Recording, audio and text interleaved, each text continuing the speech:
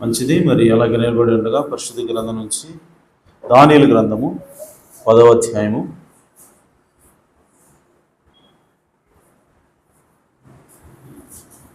12 నుంచి 14 వచనం చదువుకున్నాం.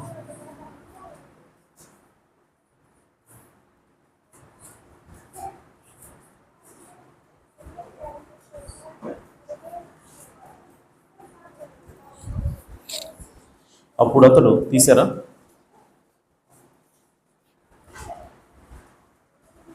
దానియేలు గ్రంథము 10వ అధ్యాయము 12 నుంచి 14. అప్పుడు అతడు, దానియేలు భయపడకుము, నీవు తెలుసుకొనవలెనని నీ మనస్సును అప్పగించి దేవుని ఎదుట నిన్ను తగ్గించుకొనిన ఆ మొదటి దినం మొదలుకొని నీవు చెప్పిన మాటలు వినబడినవి గనుక నీ మాటలను బట్టి నేను వచ్చి తిని. పారసీకుల రాజ్యాధిపతి 21 దినములు నన్ను ఎదిరించెను. ఇంకా పారసీకుల రాజుల సముఖమున నేను నిల్చుచుండగా ప్రధానాధిపతులలో మిఖాయేలును ఒకడు నాకు సహాయం చేయవచ్చును. ఈ దర్శనపు సంగతి ఇంకా అనేక దినముల వరకు జరగదు. అయితే దినముల అంతమందు నీ జనమునకు సంభవింపబో ఈ సంగతిని నీకు తెలియజేయవచ్చునని అతడు నాతో చెప్పాను. దేవుడు తన వాక్యమునకు తన ఆశీస్సులు జోడిచేయనుగాక. తలలోంచి చిన్న ప్రార్థన చేసుకున్నాం. సర్వోన్నతుడ, సర్వశక్తి గల తండ్రి, మా రక్షకుడా, మా విమోచకుడా, మీకు నామమునకు స్తోత్రం. చదువుకున్న వాక్య భాగం నుంచి మీరే అందరితో మాట్లాడండి. మమ్మల్ని నాయన ఆశీర్వదించమని ప్రార్థిస్తున్నాం. ఇక నిలబడి నేను కేవలం నిమిత్త మాత్రుని, ప్రభువా అల్పుడను అయోగ్యుని తండ్రి, నన్ను మరుగు చేసుకుని అయా నా తండ్రి అందరితో మీరే మాట్లాడమని మమ్మల్ని ఆశీర్వదించమని మా ప్రభువును రక్షకుడు నాయన యేసుక్రీస్తు నామములో ప్రార్థించడు వేడుకుంటాం పరమ తండ్రి. ఆమేన్. ఆమేన్. వచ్చేసి కూర్చోవచ్చు.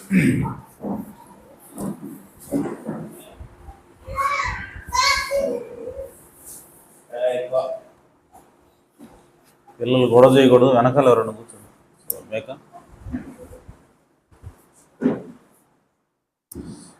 Praise the lord. హల్లెలూయా. ప్రభువైన యేసుక్రీస్తు నామములో కూడొచ్చిన పరిశుద్ధులందరికీ కూడా వందనాలు తెలియజేస్తున్నాను. అందరూ బాగున్నారు కదా? Praise the Lord. సరే, మంచిది. మరి ఈరోజు చదువుకున్న వాక్య భాగం నుంచి చిన్న వర్తమానము. అదేంటి అంటే, మన స్వభావం అనేది 3 విషయాల మీద ఆధారపడి ఉంటుంది. అది ఒకటి, మనం పుట్టిన రాశి, అలాగే మనం పుట్టిన ప్రాంతం, అలాగే మన తల్లిదండ్రులు అంటే జన్యుల మీద ఆధారపడి ఉంటుంది. ఓకే, ఏంటి టాపిక్? మన స్వభావం అనేది మన పుట్టిన నక్షత్ర రాశి మీద, అలాగే పుట్టిన ప్రాంతం ప్రకారంగా, అలాగే మన తల్లిదండ్రులు వచ్చేటువంటి జీన్స్ని బట్టి మన స్వభావం ఆధారపడి ఉంటుంది. Okay, right. సో ఇప్పుడే మనం చదువుకున్నాం. మనం అంటే ఎందుకు ఎలా చెప్తున్నావు ఒకరి యొక్క స్వభావం వీటి మీద ఆధారపడి ఉంటుంది అని చెప్పానంటే, ఎలా చెప్తున్నావు అని చెప్పంటే, మనకి మన ప్రవక్త అన్నాడు, ప్రతి దేశానికి కూడా ఒక స్పిరిట్ ఉంటుంది అన్నాడు ఆయన. ప్రతి దేశానికి కూడా ఒక ఆత్మ అనేది ఉంటుంది, అలాగే ప్రతి ప్రాంతానికి కూడా ఒక ఆత్మ అనేది ఉంటుంది దాన్ని బట్టి. సో ఇది ఎక్కడ చూస్తున్నాం అంటే, ఇప్పుడు దానియేలు దగ్గర మనం చూస్తున్నాం. దానియేలు ప్రార్థన చేయడం మొదలుపెట్టాడు ఒక విషయం తెలుసుకోవడం కోసం. మొదలుపెట్టినటువంటి రోజునే మరి దేవుని దగ్గర నుంచి ఒక దూత పంపబడ్డాడు. కానీ ఆ దూత దానియేలు దగ్గర రావడానికి ఎన్ని రోజులు పట్టింది? 21 రోజులు పట్టింది. ఎందుకు పట్టింది అని అంటే, ఆ దూత ఏం చెప్తున్నాడు అంటే, పారసీకుల రాజు నన్ను అడ్డగించాడు అని చెప్తున్నాడు.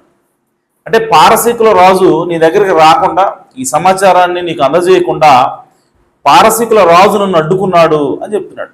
అంటే పారసీకుల రాజేనా నిజంగా అడ్డుకుంది అని చెప్పంటే, పారసీకుల రాజు ఎవరు?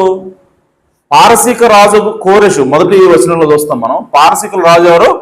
కోరెషు. ఓకే, సో కోరెషు నిజంగా మనిషి అనేటువంటి కోరెషే దేవతను అడ్డుకున్నాడా? ఒక దేవదూతను కోరెషు అనగా ఒక మనిషి ఏ విధంగా అడ్డుకోగలడు? ఓకే, అంటే పారసీకుల రాజు నన్ను అడ్డుకున్నాడని దేవదూత చెప్తున్నప్పుడు, దేవదూతను అడ్డుకున్నది కూడా ఇంకొక ఆత్మ అయి ఉండాల. కానీ ఆత్మ నన్ను అడ్డుకున్నదని అంటలేదు. దేవదూత ఏం చెప్తుంది? పారసీకుల రాజు నన్ను అడ్డుకున్నాడు అని చెప్తాం.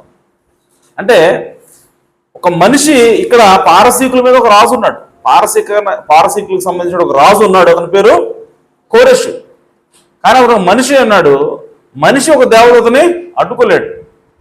కాబట్టి ఈ దేవదూత ఎవరి గురించి మాట్లాడుతున్నాడు మరి అని అంటే ఇంకొక ఆత్మ గురించే మాట్లాడుతున్నాడు. కానీ ఆ ఆత్మ ఎవరని చెప్తున్నాడు?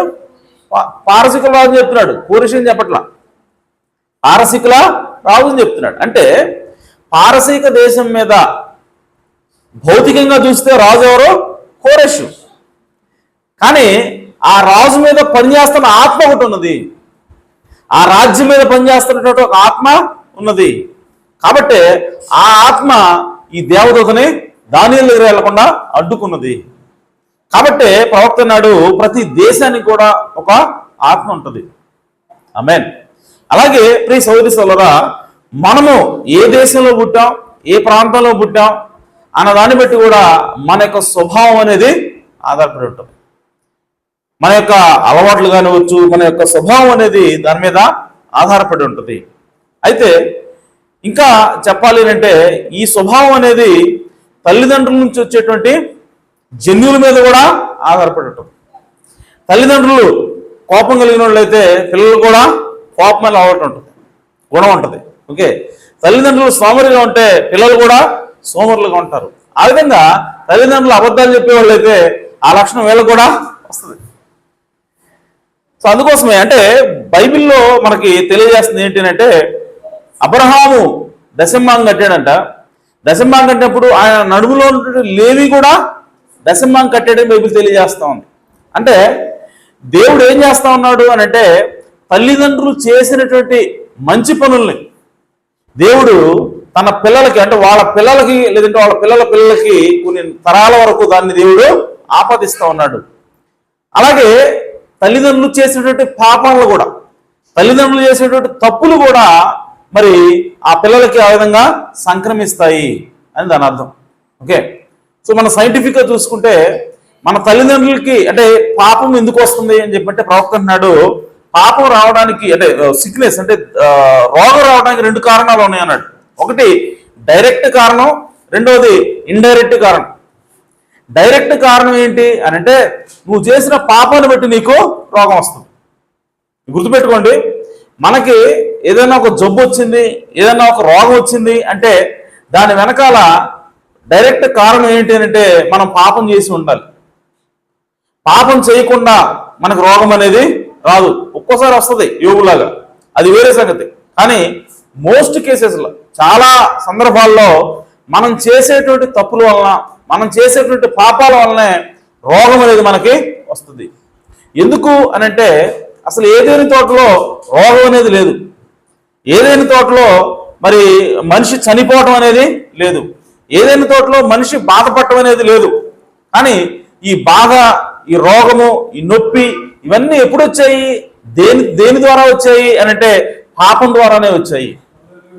పాపం లేకముందు రోగం లేదు, కానీ పాపం ఎంటర్ అయిన తర్వాతనే రోగం అనేది వచ్చింది. అయితే ఈ రోగాలు ఏం చేస్తా ఉన్నాయంటే మనకి జన్యు ప్రకారంగా అవి తరతరాలుగా మనకి మన తల్లిదండ్రుల నుంచి వాళ్ళ తల్లిదండ్రులకి, వాళ్ళ తల్లిదండ్రుల నుంచి పిల్లలకి, ఆ పిల్లల నుంచి వాళ్ళ పిల్లలకి, ఈ విధంగా ఆ రోగాలు కూడా వస్తూ ఉంటాయి. షుగర్ వ్యాధి తల్లిదండ్రులకు ఉందనుకో, పిల్లలకు కూడా అది వచ్చే అవకాశం ఉంటుంది. గుండె జబ్బు తల్లిదండ్రులకు ఉందనుకో, పిల్లలకు కూడా అది వచ్చేట్టు అవకాశము ఉన్నది. దానికి కారణం ఏంటంటే దేవుడు ఆ జన్యువులను ఆ విధంగా సంక్రమింపజేస్తా ఉన్నాడు. జెనెటిక్స్, జన్యువుల ద్వారా అది ప్రాప్తిస్తూ ఉన్నది. కాబట్టి మనకి రోగాలు మాత్రమే కాదు, లక్షణాలు కూడా, మన యొక్క స్వభావం కూడా తల్లిదండ్రుల నుంచి మనకి సంక్రమిస్తుంది. ఆమేన్. అలాగే జోడియాక్ని బట్టి అంటే నక్షత్ర రాసుల్ని బట్టి కూడా మన యొక్క స్వభావం నిర్ణయించబడుతుందని మన ప్రవక్త అంటున్నాడు. ఆమేన్. ఆయన ఏ మెసేజ్లు అంటున్నాడు అనంటే,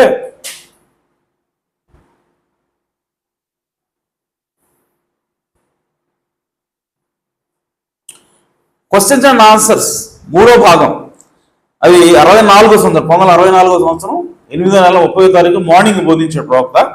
దానిలో 60వ పేరాలో ప్రవక్త అంటున్నాడు, the first thing I went to that person and found their birth place and what sign that they were born under.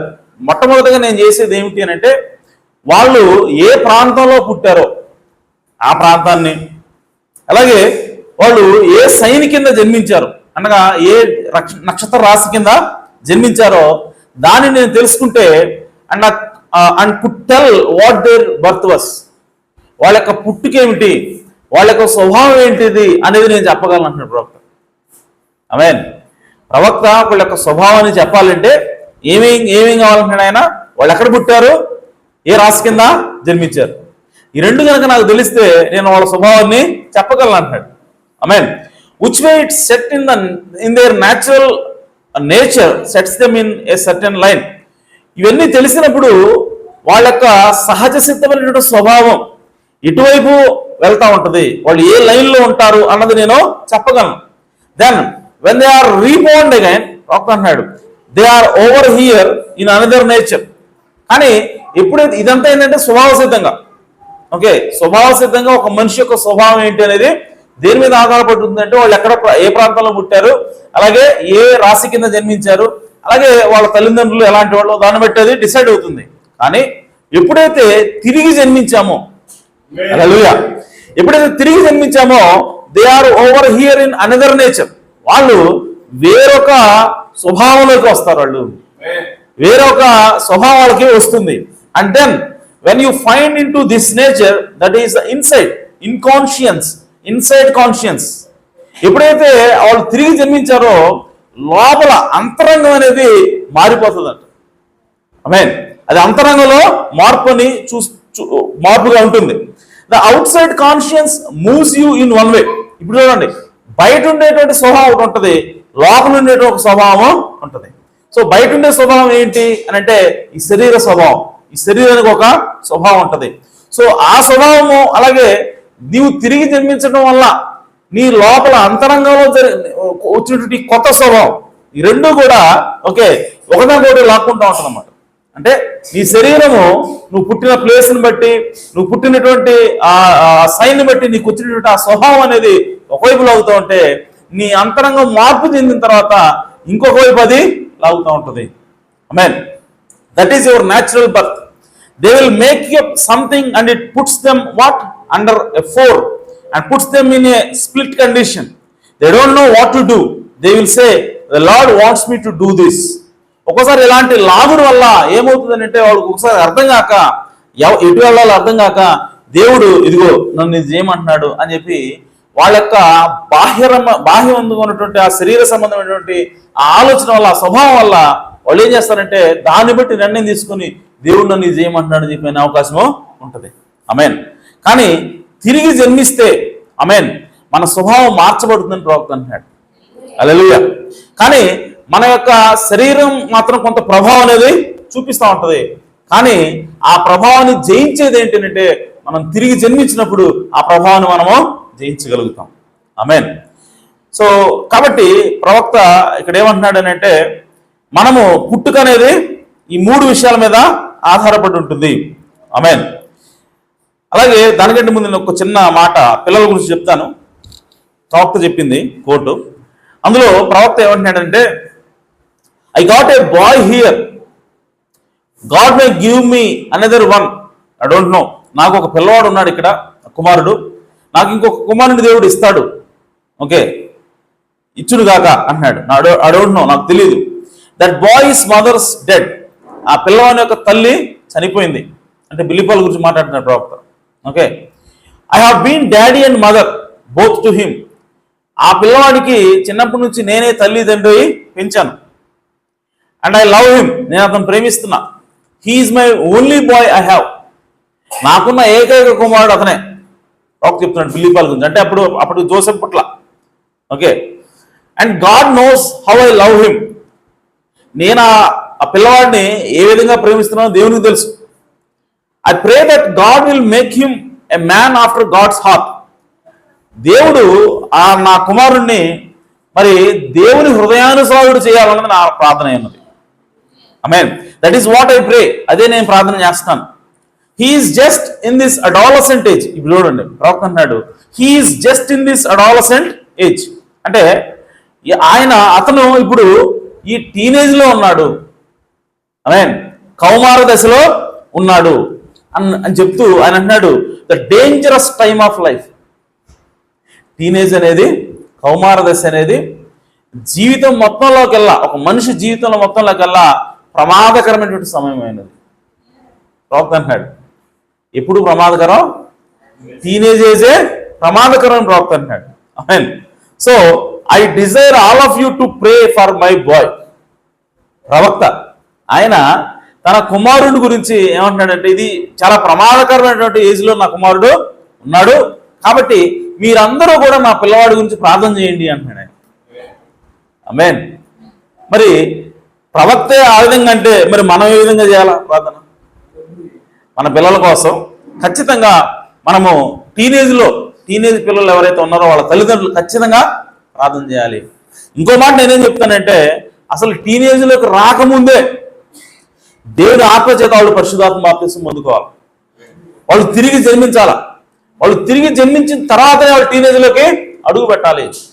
ఆ విధంగా కనుక మనం ప్రార్థన చేసి వాళ్ళని పెంచగలిగితే, ఆమేన్, ప్రియ సోదరి సోదరులారా, వాళ్ళు ఇంకెప్పుడు కూడా లోకంలో కలిసిపోరు. లోకంలో కలిసిపోయేటువంటి సమయం ఏమిటి, ఏజ్ ఏమిటి అని అంటే పిల్లలకి అది టీనేజ్ మాత్రమే. ఆమేన్. టీనేజ్ దాటిన తర్వాత మీరు ఒకసారి ఇక్కడ ఉన్న వాళ్ళందరూ వారి జీవితాలు గమనించండి. మనం ఎప్పుడు దేవుడి దగ్గరకు వచ్చాం అంటే టీనేజ్కి ముందుకు రాలా. టీనేజ్లో కూడా రాలేదు. టీనేజ్ అయిపోయి అంటే 20 సంవత్సరాలు పైబడిన తర్వాత మన లోకంలోకి వెళ్ళి అనేక తప్పులు, అనేక పాపాలు చేసిన తర్వాత అప్పుడు దేవుని తెలుసుకొని లోపలికి వచ్చాం.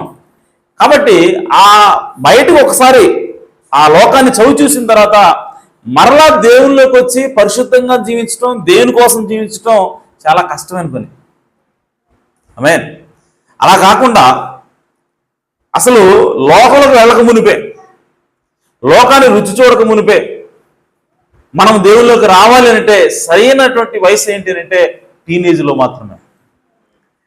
ఎందుకనంటే టీనేజ్ ముందు వరకు కూడా పిల్లలకి ఈ హార్మోన్స్ అనేవి రిలీజ్ అయ్యి ఉండవు.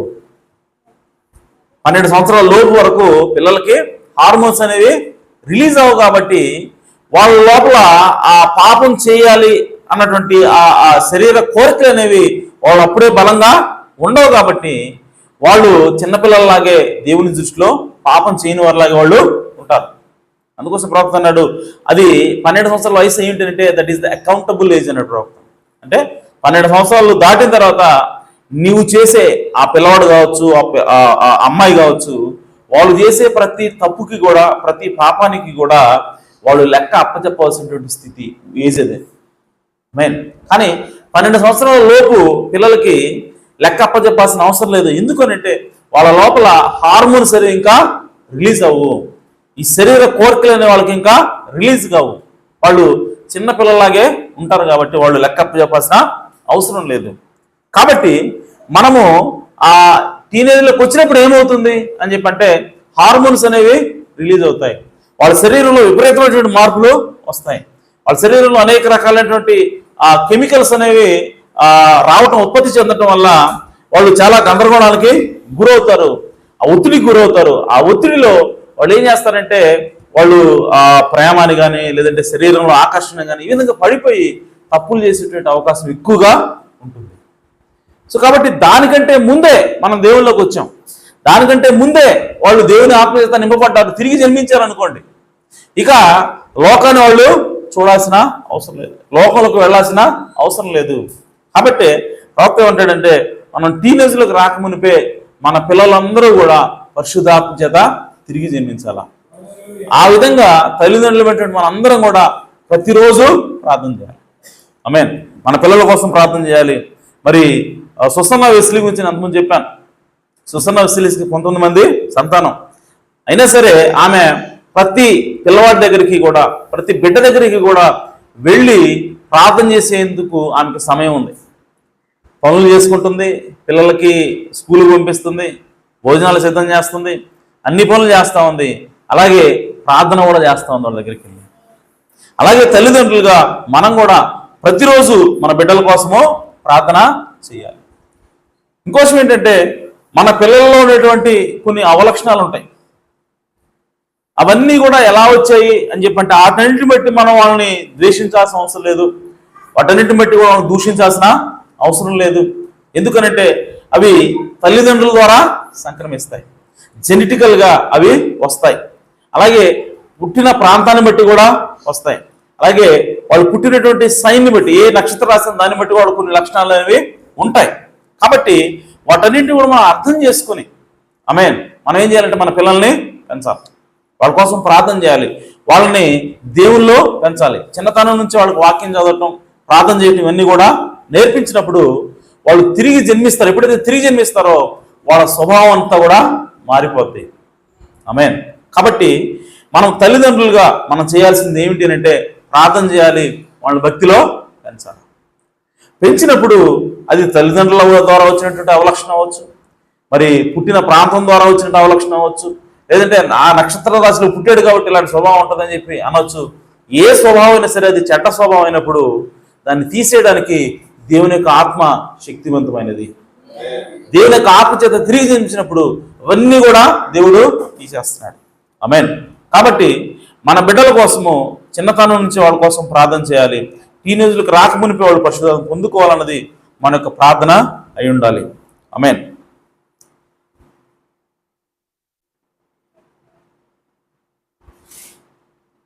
అలాగే మనం పుట్టినటువంటి ప్రాంతము చెప్తున్నాను, పుట్టినటువంటి ప్రాంతము మనల్ని ప్రభావితం చేస్తుంది.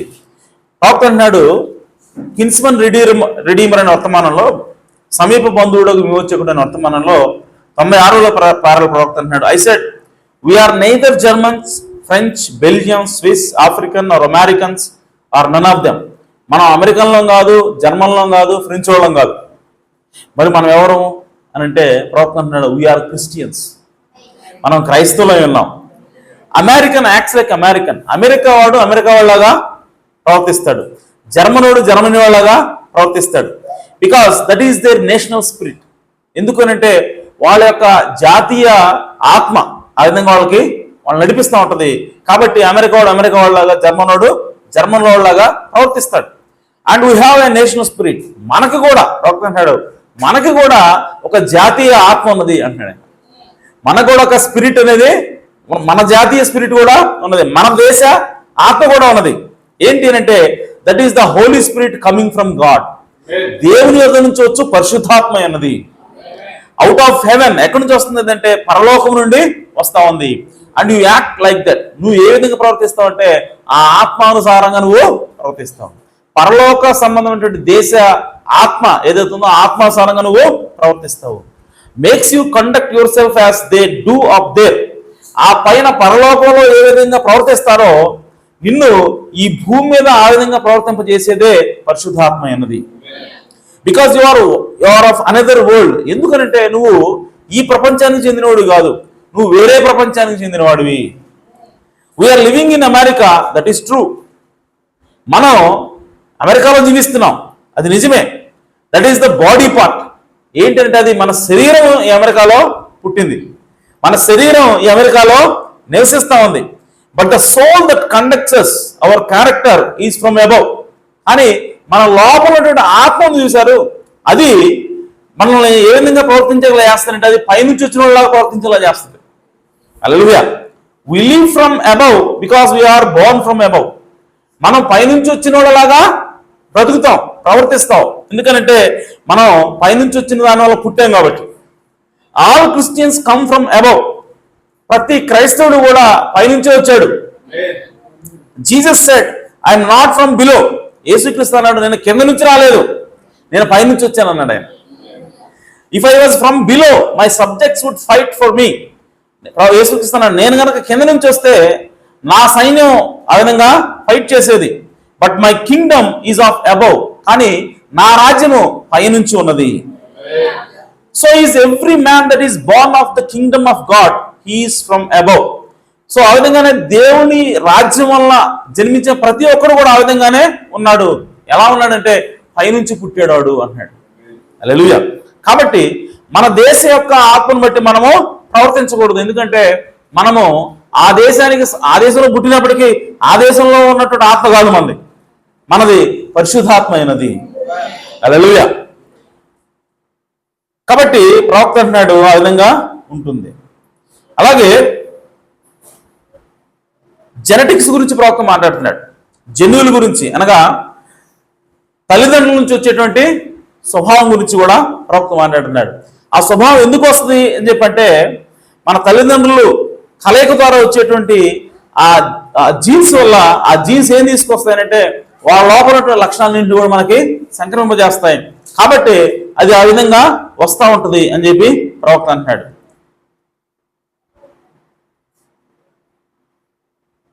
అలాగే ప్రవక్త అంటున్నాడు మన యొక్క తల్లిదండ్రుల ద్వారా సంక్రమించినటువంటి లక్షణాలు అవ్వచ్చు, లేదంటే ఆ జీన్స్ వల్ల మనం ఏమవుతున్నాం అంటే దానియేలు చెప్పినట్టుగా ప్రతి తరం కూడా తరతరానికి ఏమవుతుందంటే బలహీనమైపోతూ ఉందంట. సో శారీరకంగా ఏమో బలహీనం అవుతున్నాం, కానీ జ్ఞానంలో మాత్రం పెరుగుతున్నామని దానియేలు చెప్పాడు. దానికి కారణం ఏంటి అని చెప్పంటే మన యొక్క జెనెటిక్స్ అనేవి ఆ విధంగా సంక్రమిస్తూ ఉన్నాయి.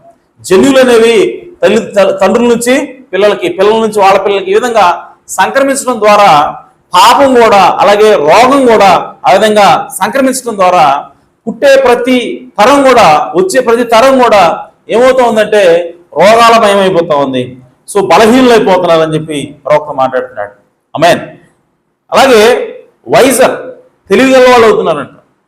ఓకే, సో దీని అంతటికి కారణం ఏమిటి అని చెప్పంటే ప్రవక్త అంటున్నాడు అది జెనెటిక్స్ అని ప్రవక్త మాట్లాడుతున్నాడు. జన్యువులు తల్లిదండ్రుల వారు వచ్చేటువంటి స్వభావమైనది.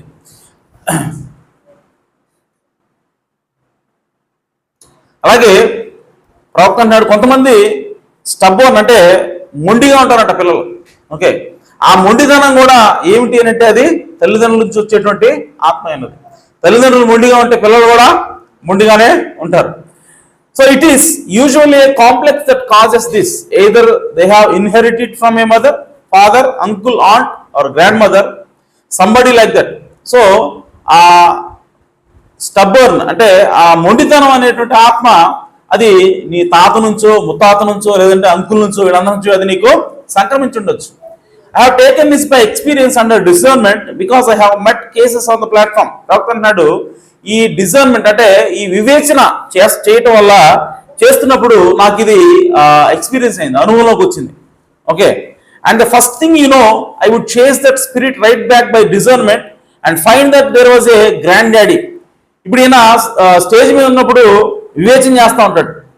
సో వాళ్ళు ఎవరు, ఎక్కడి నుంచి వచ్చారు, ఏంటి, ఇవన్నీ కూడా చేస్తున్నప్పుడు ప్రవక్త ఆ విధంగా వివేచన లోపలికి వెళ్ళినప్పుడు ఆయన ఎక్కడికి వెళ్తాడంటే వాళ్ళ ముత్తాత దగ్గరికి వెళ్తాడంట, వాళ్ళ తాత దగ్గరికి వెళ్తాడంట.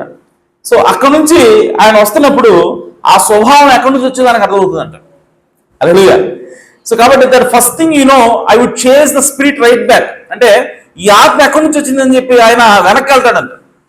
ఓకే, ఆ వ్యక్తి నుంచి తండ్రిలో ఉందా, తల్లిలో ఉందా? ఒకవేళ తల్లిలో ఉంటే తల్లికి ఎక్కడి నుంచి వచ్చింది, వాళ్ళ తండ్రి నుంచి వచ్చిందా, వాళ్ళ తల్లి నుంచి వచ్చిందా, ఈ విధంగా వెనకెళ్తాడంట నేను. ఓకే, సో దాన్ని బట్టి ఈయనకి ఏమర్థం అవుతుంది అంటే మన స్వభావం అనేది మన యొక్క తల్లిదండ్రుల మీద బట్టి లేదంటే మన యొక్క ముత్తాతలు లేదా నాయనమ్మలు వీళ్ళ ద్వారా మనకు సంక్రమిస్తా ఉందని చెప్పి ప్రవక్త అంటున్నాడు. కాబట్టి మన నేచర్, మన స్వభావం అనేది అది మన తల్లిదండ్రుల నుంచి వచ్చేది ఉన్నది. ఆమేన్. అలాగే ప్రవక్త ఒక క్రైస్తవ యవనస్తుడిని తీసుకున్నాడు, అతని గురించి చెప్తున్నాడు. అతను మంచి క్రైస్తవ కుటుంబంలో జన్మించాడు, వాళ్ళ తల్లిదండ్రులు కూడా మంచి క్రైస్తవులే, బాగా పెంచారు అతన్ని. కానీ సడన్ గా ఆ అబ్బాయి ఎవరితోయితే స్నేహం చేస్తున్నాడో, ఎవరినైతే పెళ్లి చేసుకోవాలనుకున్నాడో ఆ అమ్మాయి తోటి మిస్బిహేవ్ చేశాడు సడన్ గా. అప్పుడా బాగానే ఉన్నాడు, కొన్ని రోజులు స్నేహం చేశాడు, కానీ మిస్బిహేవ్ చేశాడు. అంటే చేయకూడని పని ఏదైతే తప్పు చేశాడు ఆమె పట్ల, తప్పు చేసిన తర్వాత ఇప్పుడు అతను ఏ లేదు, జస్ట్ సారీ చెప్తే సరిపోతాడు. కానీ ఆ సారీ చెప్పడానికి అతను ఇష్టపడట్లేదండి. తప్పు చేశాడు కానీ సారీ చెప్పడానికి అతను ఇష్టపడట్లేదు. ఇప్పుడు ఈ కేసుని ప్రవక్త దగ్గర తీసుకొచ్చారు, ఆ తల్లిదండ్రులు, అబ్బాయి తల్లిదండ్రులు తీసుకొచ్చారు. అయ్యా మా అబ్బాయి ఇట్లా పొరపాటు చేశాడు, మేము సారీ చెప్పురా అని చెప్పి అంటే వీడు సారీ చెప్పట్లేదు, ఏంటి అసలు వీడి సంగతి చూడండి అని చెప్పినప్పుడు ప్రవక్త అంటున్నాడు, అయ్యా మీ యొక్క తల్లిదండ్రులు వాళ్ళ తల్లిదండ్రులు చూసినప్పుడు నాకు అర్థమైంది ఏంటంటే ఆ ప్రజలు అంటే మీ యొక్క జెనెటిక్స్, మీ యొక్క పూర్వీకులు ఎవరైతే ఉన్నారో వాళ్ళలో ఉన్న లక్షణమే ఇది. వాళ్ళు ఎవరు కూడా తప్పు చేస్తే సారీ చెప్పరు. ఓకే, కాబట్టి ఈ పిల్లోడు ఈ విధంగా ఉన్నాడని చెప్పి ఆ ప్రవక్త తేల్చాడు. ఓకే, అప్పుడు వాళ్ళ నాన్న అంటున్నాడు, కాదండి, మా అబ్బాయి తిరిగి జన్మించాడు, మా అబ్బాయి దేవుళ్ళు మంచి భక్తిపరుడు ఆయన, మరి అటువంటి వాడికి ఈ అవలక్షణాలు ఎందుకు వస్తాయండి అని చెప్పి అంటున్నాడు.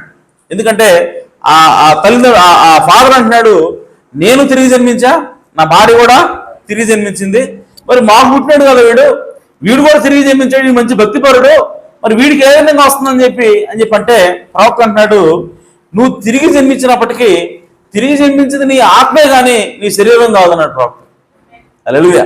కాబట్టి నువ్వు తిరిగి జన్మించినా కానీ నీకు పుట్టే పిల్లలు వాళ్ళకి ఆ లక్షణం ఎలా వస్తాయంటే నీ శరీరాన్ని బట్టి వస్తాయి. నీ శరీరం మోసుకొస్తూ ఉంటుంది దాన్ని. ఎందుకనంటే తిరిగి జన్మించి మన ఆత్మే కానీ మన శరీరము కాదు. కాబట్టి ప్రతి వ్యక్తి కూడా ఖచ్చితంగా తిరిగి జన్మించాలి. అయితే ఈ పిల్లోడి కేసు ఏమిటి అంటే అతను భక్తిపరుడే, మంచోడే, కానీ ప్రవక్త అన్నాడు అతను ఇంకా తిరిగి జన్మించలేదు అన్నాడు. ఎందుకనంటే ఆ వ్యక్తి నీటిలో బాప్తిస్మం పొందాడు, అలాగే పరిశుద్ధమైన జీవితం జీవిస్తున్నాడు, కానీ పరిశుద్ధాత్మ చేత తిరిగి జన్మించలేదు. కానీ అతను పరిశుద్ధాత్మ చేత తిరిగి జన్మించాలని మీరు అనుకుంటున్నారు, అతను కూడా అనుకుంటున్నాడు, కానీ అతను తిరిగి జన్మించలేదు. కాబట్టి ఆ లక్షణం ఇంకా అతనిలో ఉంది. మీ పూర్వీకులు ఎవరైతే ఈ విధంగా మొండితనంగా ప్రవర్తించే ఈ తీరు ఏదైతే ఉందో ఆ తీరుని ఆ విధంగా అతడు కంటిన్యూ చేస్తా ఉన్నాడు. దానికి కారణం ఏంటంటే మీ కుమారుడు ఇంకా తిరిగి జన్మించలేదు. మంచి క్రైస్తవుడే, కానీ ఇంకా పూర్తిగా తిరిగి జన్మించలేదు. కాబట్టి ఆ లక్షణం అనేది ఇంకా అతనిలో ఉన్నది అని ప్రవక్త అన్నాడు. కాబట్టి దాన్ని బట్టి మనకేమర్థం అవుతుంది అని చెప్పంటే, మనం ఎప్పుడైతే మనలో ఎన్ని చెడ్డ లక్షణాలు ఉండొచ్చు, అవి తల్లిదండ్రుల నుంచి మన తాత ముత్తాతల నుంచి అవి సంక్రమించవచ్చు, వాటన్నిటి నుంచి కూడా విడుదల పొందేందుకు ఒక మార్గం ఉన్నది. ఆమేన్. జనరల్గా మనం అంటాం, అరే వీడు నాకు ఈ అలవాటు ఉందండి, ఇది మా తాత ముత్తాతల నుంచి ఉంది కాబట్టి ఇది పోదు, ఆమేన్, ఇంక నేను దీంతో పోవాల్సిందే అని చెప్పి అంటారు. కానీ ప్రవక్త ఏమంటున్నాడంటే ఆ లక్షణాన్ని కూడా మార్చగలిగేటువంటి శక్తి పరిశుద్ధాత్మకు ఉన్నది. ఆమేన్. అంటే ఆ చెడ్డ అలవాటు నీలో ఉండాల్సిన అవసరం లేదు. దానికి నువ్వు ఇది నా తాతల నుంచి తండ్రుల నుంచి వస్తా ఉందని చెప్పి నువ్వు సాగు చెప్పాల్సిన అవసరం లేదు. ఎందుకనంటే నీవు ఎప్పుడైతే తిరిగి జన్మిస్తావో, నువ్వు ఎప్పుడైతే ఆత్మచేత నింపబడతావో అప్పుడు ఆ అవలక్షణం అనేది ఖచ్చితంగా వెళ్ళిపోద్ది. దానికి కారణం ఏంటంటే దేవుని ఆత్మ నిన్ను సమూలంగా మార్చగలుగుతుంది. ఆమేన్. అంటే నువ్వు ఏ ప్రాంతంలో పుట్టినా అనవసరం, నువ్వు ఏ నక్షత్రం కింద పుట్టినా అనవసరం, నీ తల్లిదండ్రులు ఎలాంటి వాళ్ళైనా అనవసరం. నీ జీవితం మార్పు చెందాలి అంటే నువ్వు తిరిగి జన్మితేస్తాలు నీ స్వభావం అంతా కూడా దేవుడు మారుస్తాడు. హల్లెలూయా. కాబట్టి ప్రియ సోదరి సోదరులారా, మన యొక్క బర్త్ సైన్, మన యొక్క నక్షత్ర రాశి ఏదైనా సరే, మన యొక్క ప్రాంతం ఏదైనా సరే, మన తల్లిదండ్రులు ఎలా ఉన్నా సరే మనకు అనవసరం. మనం మంచిగా బ్రతకాలి, మనం మంచిగా జీవించాలని చెప్పంటే మనం తిరిగి జన్మిస్తే అది సాధ్యం ప్రవక్త తెలియజేస్తాను. హల్లెలూయా. కాబట్టి మనం ఆ విధంగా జన్మిద్దాం, ఆ విధంగా తిరిగి జన్మిద్దాం, దేవుని ఆత్మ చేత నింపబడదాం. మన యొక్క స్థితిని మార్చడానికి దేవుడు సిద్ధంగా ఉన్నాడు. అలాగే మన పిల్లల కోసం కూడా మనము ప్రార్థన చేద్దాం. ఎందుకంటే పిల్లల స్వభావం మనకు అర్థమవుతుంటది. అరే వీడు నాకులాగే ఉన్నాడు, నా స్వభావం వీడికి వచ్చింది అది అంటాం. కానీ ఆ స్వభావాన్ని మార్చగలిగింది ఎవరంటే దేవుని యొక్క ఆత్మ మాత్రమే. హల్లెలూయా. సో ఆ స్వభావం మారాలి అంటే ఖచ్చితంగా పిల్లలు టీనేజర్లకు రాకమునిపే పరిశుద్ధాత్మ చేత తిరిగి జన్మించాలి. టీనేజర్ రాకముందు ఎట్లా జన్మిస్తారండి? ఆమేన్. ఇది సాధ్యమేనా అని చెప్పంటే ప్రియ సోదరి సోదరులారా, దేవుని యొక్క వాక్యం తెలియజేస్తా ఉంది, నీవు యవ్వన దశలోకి వచ్చినప్పుడు, నీవు వయస్సులోకి వచ్చినప్పుడు దేవుని వాక్యం తెలియజేస్తుంది, అప్పుడు ఆయన వస్త్రం చేత నిన్ను కప్పుతాడంట, ఆయన నిన్ను పెళ్లి చేసుకోవడానికి వస్తాడంట. ఆమేన్. సో కాబట్టి దేవుని చేత వివాహం అవ్వాలి, దేవుడు తన వస్త్రం చేత మనల్ని కప్పాలి, అనగా తన నీతి చేత మనల్ని కప్పాలి, ఆయన మనల్ని వివాహం చేసుకోవాలంటే పరిశుద్ధాత్మ చేత మనం తిరిగి జన్మించాలి. ఇవన్నీ కూడా ఎప్పుడు జరుగుతున్నాయి అని చెప్పంటే నువ్వు ఎప్పుడైతే టీనేజ్లోకి వస్తావో. ఆమేన్. బైబిల్ రాయబడింది, ఆ లేఖనం చెప్పి నేను ముగిస్తాను. ఒక్కసారి యెహెజ్కేలు గ్రంథము 16వ అధ్యాయము. అంటే టీనేజ్లోకి రాకమునిపే, లేదంటే టీనేజ్లోకి వచ్చిన వెంటనే మనం పక్షవాతం పొందొచ్చా, పిల్లలు అంత చిన్న వయసులో పక్షవాతం పొంది కూడా సాధ్యమేనా అన్నదానికి నేను చెప్తున్నాను. యెహెజ్కేలు గ్రంథం 16వ అధ్యాయం.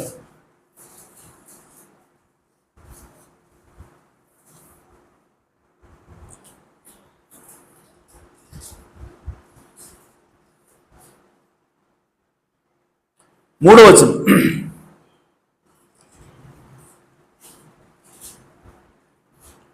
ప్రభువైన యెహోవా యెరూషలేమును గూర్చి ఈ మాట సెలవిచ్చుచున్నాడు, నీ ఉత్పత్తియు నీ జనమును కనానీయుల దేశ సంబంధమైనవి. నీ తండ్రి అమోరీయుడు, నీ తల్లి హిత్తీయురాలు. నీ జనన విధము చూడగా నీవు పుట్టిన నాడు నీ నాభి సూత్రము కోయబడలేదు, శుభ్రమగుటకు నీవు నీళ్లతో కడగబడలేదు. ఇప్పుడు చూడండి, ఎప్పుడు ఇది? నీవు పుట్టిన నాడు. ఒక శిశువు పుట్టింది, ఆ రోజు ఎలా ఉంటుంది అని అంటే నాభి సూత్రము కోయబడలేదు, శుభ్రంగా నీళ్లతో కడగబడలేదు, వారు నీకు ఉప్పు రాయకపోయిరి, బట్ట చుట్టకపోయిరి. ఈ పనులలో ఒకటైనను నీకు చేయవలనని ఎవరునూ కటాక్షింపలేదు. నీ యందు జాలిపడిన వాడు ఒకడునో లేకపోయాను. నీవు పుట్టిన నాడే బయట నేలను పారవేయబడి చూడ అసహ్యముగా ఉంటివి. ఆమేన్. అయితే నేను నీ యొద్దకు వచ్చి రక్తములో పొర్లుచున్న నిన్ను చూచి, నీ రక్తములో పొర్లి ఉన్న నీవు బ్రతుకుమని నీతో చెప్పి తిని. నీవు నీ రక్తములో పొర్లి ఉన్నను బ్రతుకుమని నీతో చెప్పి తిని. మరియు నేల నాటబడిన చిగురు వృద్ధి ఎగినట్లు నేను నిన్ను వృద్ధిలోనికి తేగా. చూడండి, నీవు ఎదిగి పెద్దదానవై ఆభరణ భూషితురాలవైతివి. ఇప్పుడు చిన్న బిడ్డగా ఉన్నటువంటి ఆ బిడ్డ, రక్తంలో పొరలాడుతున్నటువంటి ఆ బిడ్డ, పేగు కోయబడినటువంటి ఆ చిన్న బిడ్డ ఇప్పుడు పెద్దదైందంట. ఇప్పుడు పెద్దదానవై ఆభరణ భూషితురాలవైతివి, దిగంబరివై. చూడండి, వస్త్రహీనముగానున్న నీకు వస్త్రములో నీకు స్తనములు ఏర్పడాను. ఫస్ట్ మొదటగా ఎక్స్ప్లెయిన్ చేసింది ఎప్పుడు అంటే చిన్నగా పుట్టినప్పుడు, రక్తంలో పుర్లేదు ఎప్పుడు, బొడ్డు కోయబడింది ఎప్పుడు, అప్పుడే పుట్టినప్పుడు పరిస్థితి చెప్తున్నాడు. ఇప్పుడు 7వ వచనంకి వచ్చేసరికి నీవు ఎదిగి పెద్దదానవై ఆభరణ భూషితురాలవైతివి. ఓకే, దిగంబరివై వస్త్రహీనముగానున్న నీకు స్తనములు ఏర్పడెను.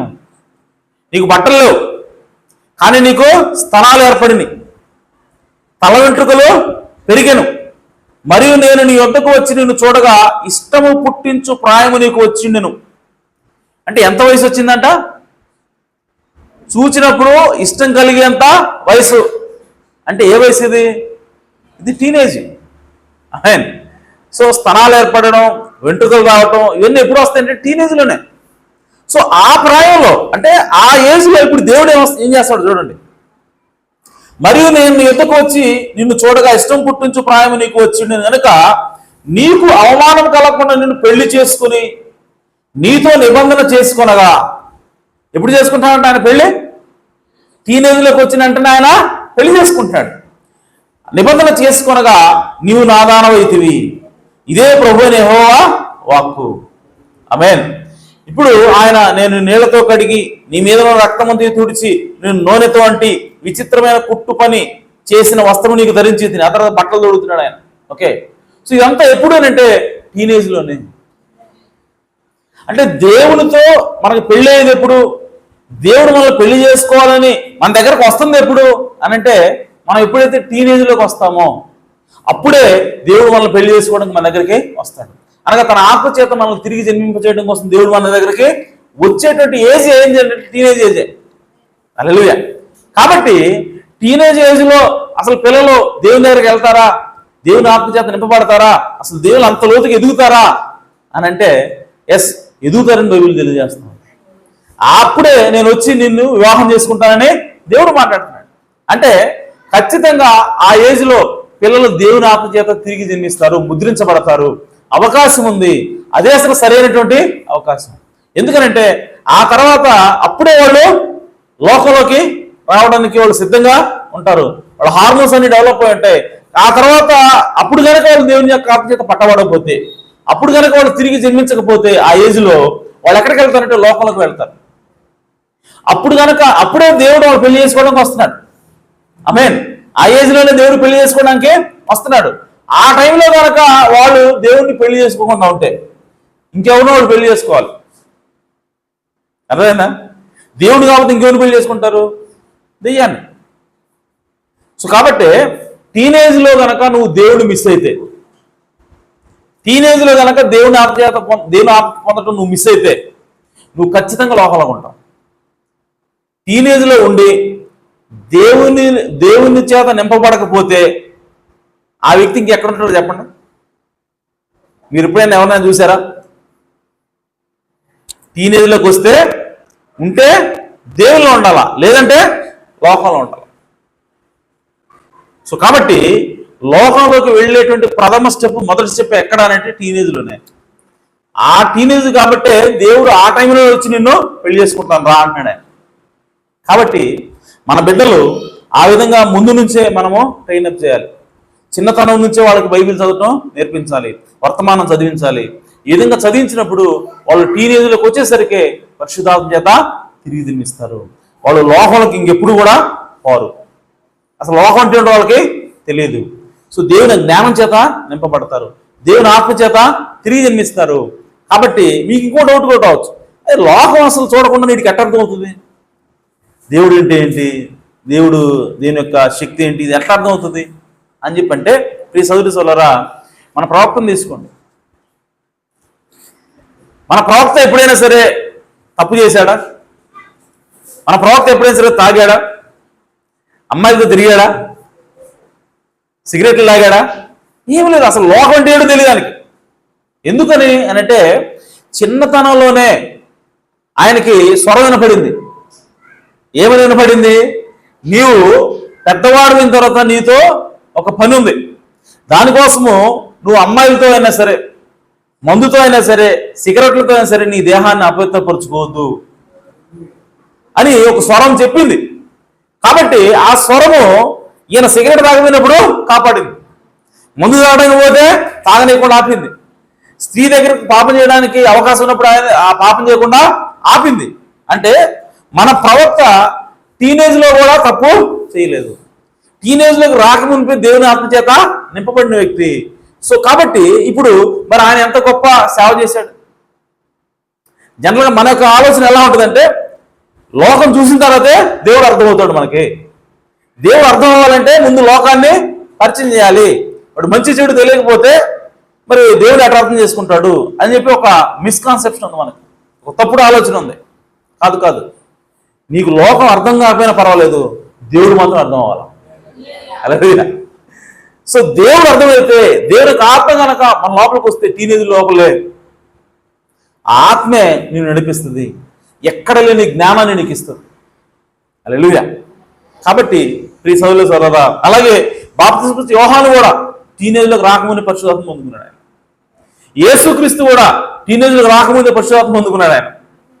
12 సంవత్సరాల వయసులోనే ఆయన దేవాలయంలో శాస్త్రుల పరిశీలనతో తర్కిస్తున్నాడు ఆయన. తల్లిదండ్రులు వచ్చినప్పుడు ఏమంటున్నాడు ఆయన? మరి వచ్చి మీకోసం వెతుకుతున్నావు తండ్రి అని చెప్పంటే, నా తండ్రి పని మీద నేను ఉన్నాను నీకు తెలియదు అన్నాడు ఆయన. 12 సంవత్సరాల వయసు, 12 సంవత్సరాల కుర్రోడు నా తండ్రి పని మీద నేను ఉండాలని నీకు తెలియదు అంటున్నాడు. అంటే ఆయన పట్ల దేవుని యొక్క ఆలోచన ఏంటో, ఆయన పట్ల దేవుని యొక్క ఉద్దేశం ఏంటో అప్పటికే 12 సంవత్సరాలకి యేసుక్రీస్తుకి అర్థమైంది. మరి మన పిల్లలకి ఎందుకు అర్థం కాదు? మన పిల్లలకి ఎందుకు పరిశుద్ధాత్మ పొందుకోలేరు? ఖచ్చితంగా పరిశుద్ధాత్మ పొందుకుంటారు. ఆ విధంగా ట్రైన్ చేయాల్సినటువంటి బాధ్యత తల్లిదండ్రులుగా మన మీదే ఉన్నది. కాబట్టి ప్రియ సోదరి సోదరులారా, మన యొక్క స్వభావం అనేది ఈ 3 విషయాల మీద ఆధారపడి ఉంటుంది. మన యొక్క నక్షత్ర రాశి, అలాగే మనం పుట్టిన ప్రాంతము, అలాగే తల్లిదండ్రుల ద్వారా వచ్చేటువంటి స్వభావం. దీన్ని బట్టి మన స్వభావం అనేది డిసైడ్ అవుతుంది. కానీ ఆ స్వభావాన్ని కూడా మార్చగలిగేటువంటి శక్తి పరిశుద్ధాత్మకు ఉన్నది. మనం ఎప్పుడైతే పరిశుద్ధాత్మ తిరిగి జన్మిస్తామో ఆ స్వభావం అంతా కూడా దేవుడు మార్చేస్తాడు, దేవుని యొక్క స్వరూపంలోకి మనల్ని చెక్కుతాడు. కాబట్టి నీకు అది నా తల్లిదండ్రుల నుంచి వచ్చిందంటే అది మారదు అని చెప్పి నువ్వు అనుకోవాల్సిన అవసరం లేదు. నీకు అలాంటి బలహీనత ఏదన్నా సరే దాన్ని కూడా తీసేయడానికి దేవుడు తన ఆత్మ చేత సిద్ధంగా ఉన్నాడు. దేవుడి మాటలు దీవించును గాక, దేవుడు మిమ్మల్ని సమృద్ధిగా ఆశీర్వదించును గాక. ఆమేన్. ఈ సమయంలో సాంగ్లు వచ్చే సమయం తీసుకుంటారు.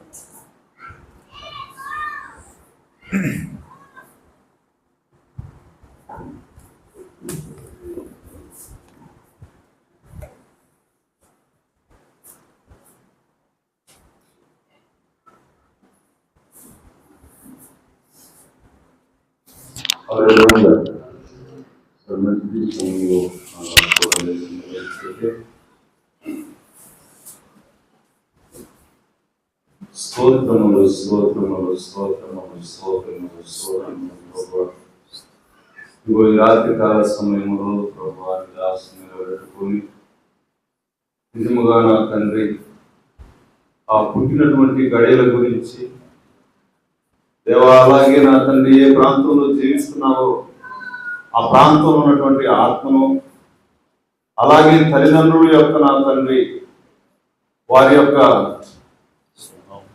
స్వభావం బట్టి ఆ బిడ్డలకు వ్యాధులు కానీ ఏదైనా సంక్రమించడానికి అవకాశం ఉందని మనతో మాట్లాడావు ప్రభువా. నిజముగా నా తండ్రి యేసుక్రీస్తులో గనక టీనేజీకి రాకముందే తిరిగి జన్మించినట్లయితే అవన్నీ కూడా అతని మీద పరిచయమని మాకు తెలియపరిచావు ప్రభువా.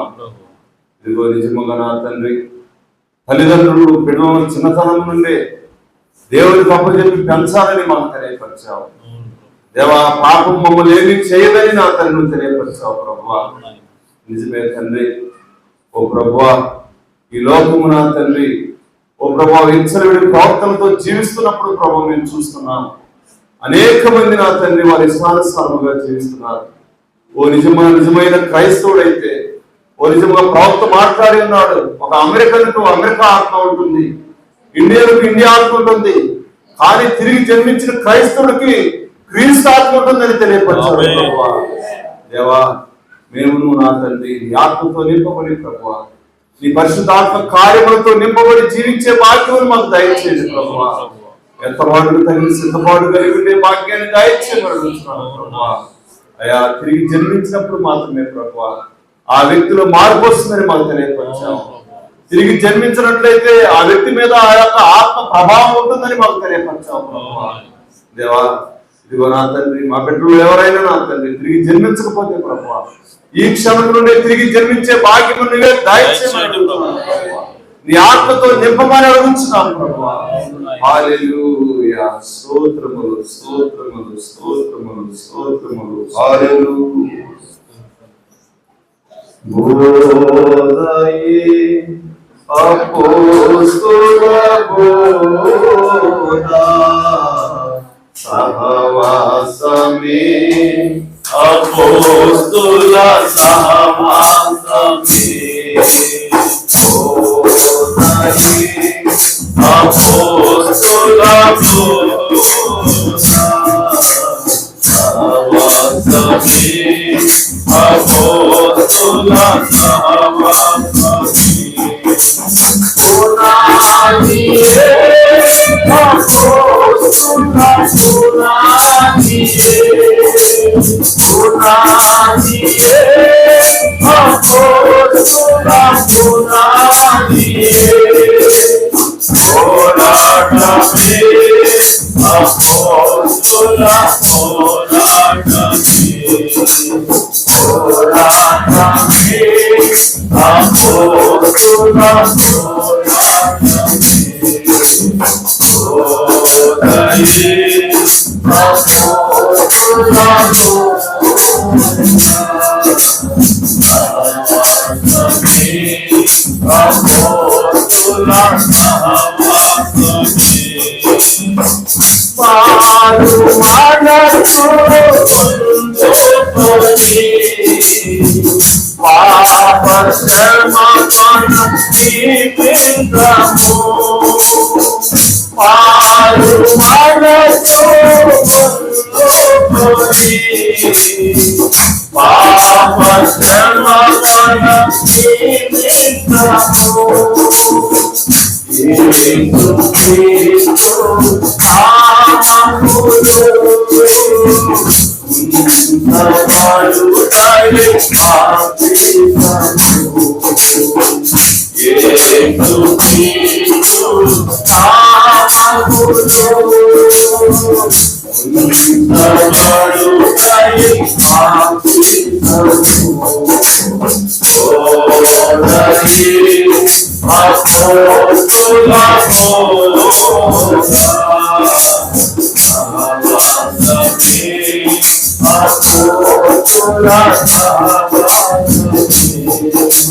सोनाजिए अपोस्तला सोनाजिए सोनाजिए अपोस्तला सोनाजिए सोनाजिए अपोस्तला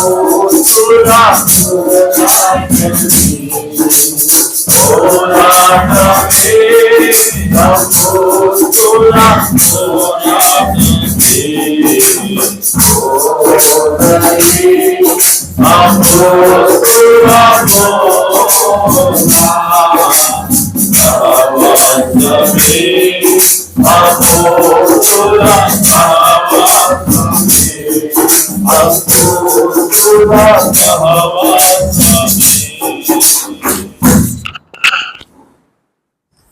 సర్వోన్నతుడా మీ ఘనమైన ఉన్నతమైన నామమునకు స్తుతులు స్తోత్రము నాయన.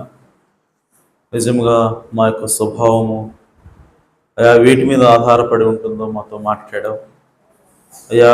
మా తల్లిదండ్రుల ద్వారా అది సంక్రమిస్తుందని, అలాగే మేము పుట్టిన దేశం ప్రకారం కూడా, ప్రాంతం ప్రకారం కూడా అది ఉంటుందని, అలాగే నాయన మేము పుట్టిన నక్షత్ర రాశిని బట్టి కూడా మా స్వభావం ఆధారపడి ఉంటుందని ప్రభా. అయినప్పటికీ ఆ స్వభావాన్ని నాయన మార్చలేనటువంటి దేవుడు నీవు మాత్రమే నాయన.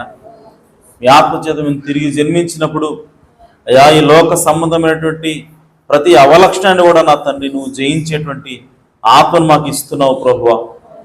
అయా నా తండ్రి అటువంటి గొప్ప భాగ్యాన్ని ప్రభువా అయా నా తండ్రి మాకు ఇస్తున్నందుకే స్తోత్రము నా తండ్రి.